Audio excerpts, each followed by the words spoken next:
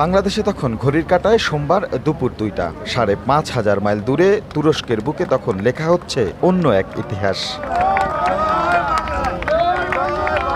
দেশটির রাজধানী আঙ্কারায় বঙ্গবন্ধুর নামের সড়কেই উন্মোচন করা হলো বাংলাদেশের স্থপতির আবক্ষ ভাস্কর্য।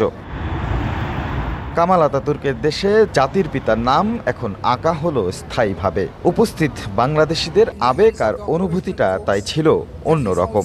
আমরা বাঙালি পরিচয় দিই বঙ্গবন্ধুর জন্য, যে বঙ্গবন্ধু আমাদের স্বাধীন বাংলাদেশ দিয়েছে। আজকে যে বঙ্গবন্ধুর আবক্ষ উদ্বোধন হলো, সেটা আমাদের জন্য উত্তর সিটি কর্পোরেশনের একটা গর্বের বিষয়। এতে করে ব্র্যান্ডিং বাংলাদেশ পেল নতুন মাত্রা। বঙ্গবন্ধুর বাংলাদেশের অদম্য অগ্রযাত্রায় যুক্ত হলো নতুন পালক।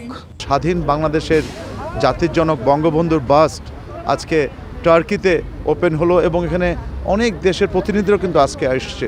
এই বাসটা হলো, পরে পার্কটা হবে এবং আমরা খুবই আনন্দিত।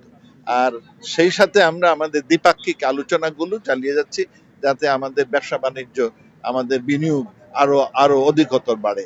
আমরা অর্থনৈতিক একটি ডিপ্লোমেসি চালু করেছি এবং আরেকটি পাবলিক ডিপ্লোমেসি। এইগুলো সবই পাবলিক ডিপ্লোমেসির অঙ্গ হিসাবে আমরা কাজ করছি। বাংলাদেশ তুরস্কের সম্পর্ক এগুলো এক ধাপ। শিগগিরই দেশটির স্বাধীনতার জনক কামাল আতাতুর্কের একটি ভাস্কর্য স্থাপন করা হবে রাজধানী ঢাকায়।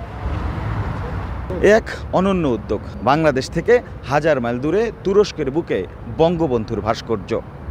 বাংলাদেশ আর বঙ্গবন্ধুকে বিশ্বজুড়ে ছড়িয়ে দেওয়ার যে উদ্যোগ নেওয়া হয়েছে, তারই অংশ হিসেবে নতুন মাত্রা পেল এই ভাস্কর্য স্থাপনের মাধ্যমে। তুরস্কের আনকারা শহর থেকে রাশেদ লিমন, সময় সংবাদ।